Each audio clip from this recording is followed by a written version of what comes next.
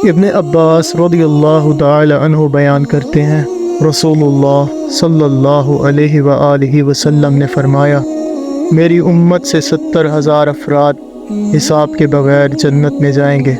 یہ وہ لوگ ہیں جو نہ دم جھاڑ کراتے ہیں، نہ بدشگونی لیتے تھے، اور وہ اپنے رب پر توکل کرتے تھے۔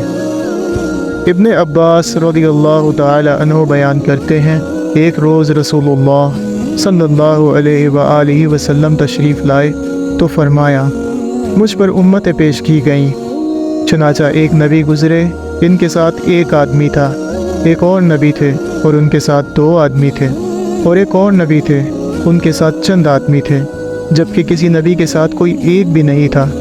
میں نے ایک بہت بڑا گروہ دیکھا جو افق تک پھیلا ہوا تھا۔ میں نے امید کی کہ یہ میری امت ہوگی، لیکن مجھے بتایا گیا کہ یہ موسیٰ علیہ السلام اپنی قوم کے ساتھ ہیں۔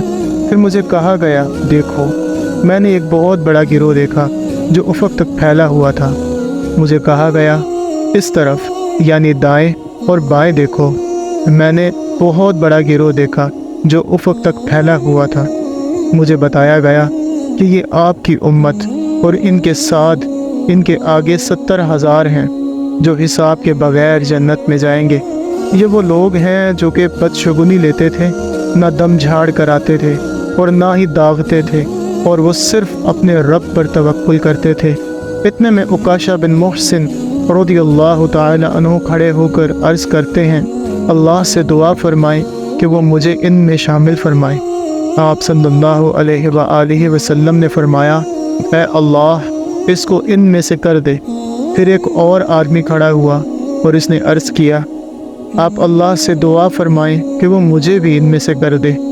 آپ صلی اللہ علیہ وآلہ وسلم نے فرمایا، اس میں عکاشہ تجھ سے سبقت لے گیا۔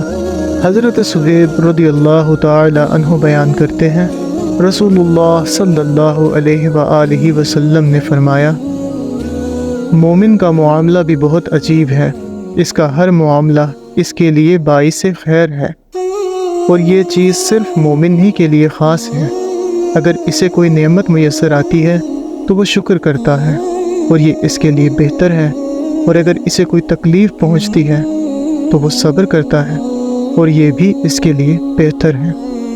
حضرت سیدنا ابو ہریرہ رضی اللہ تعالی عنہ بیان کرتے ہیں، رسول اللہ صلی اللہ علیہ وآلہ وسلم نے فرمایا، قوی مومن ضعیف مومن سے بہتر ہے، نیز اللہ کو زیادہ پسند ہے اور سب مومنوں میں خیر ہے۔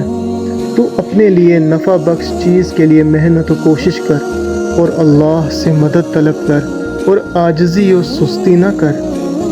اور اگر تجھے کوئی نقصان پہنچے تو ایسے نہ کہہ کہ اگر میں اس طرح کرتا تو اس طرح ہو جاتا، بلکہ ایسے کہو، اللہ نے مقدر کیا اور جو اس نے چاہا سو ہو گیا، کیونکہ لفظ اگر عمل شیطان کھولتا ہے۔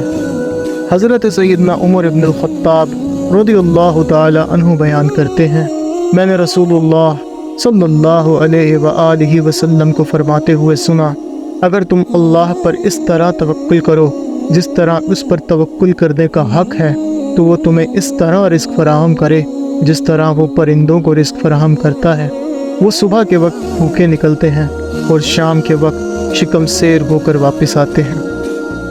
حضرت سیدنا ابن عباس رضی اللہ تعالی عنہ بیان کرتے ہیں کہ ایک روز میں رسول اللہ صلی اللہ علیہ وآلہ وسلم کے پیچھے سواری پر بیٹھا ہوا تھا کہ آپ صلی اللہ علیہ وآلہ وسلم نے فرمایا، اے لڑکے، تو اللہ کے احکام کی حفاظت کر، اللہ تیری حفاظت کرے گا۔ تو اللہ کے حقوق کا خیال رکھ، تو اللہ کو اپنے سامنے پائے گا، اور جب تو سوال کرے تو صرف اللہ سے کر، اور جب تو مدد طلب کرے تو صرف اللہ سے مدد طلب کر، اور جان لے کہ اگر ساری امت بھی جمع ہو کر تجھے کچھ فائدہ پہنچانا چاہے تو وہ تجھے اس سے زیادہ کچھ فائدہ نہیں پہنچا سکتی جو اللہ نے تیرے لیے لکھ دیا ہے، یا اگر وہ تجھے نقصان پہنچانے کے لیے جمع ہو جائے تو وہ تجھے اس سے زیادہ نقصان نہیں پہنچا سکتی جو اللہ نے تیرے لیے لکھ دیا ہے۔ قلم اٹھا لیے گئے اور صحیفے خشک ہو گئے۔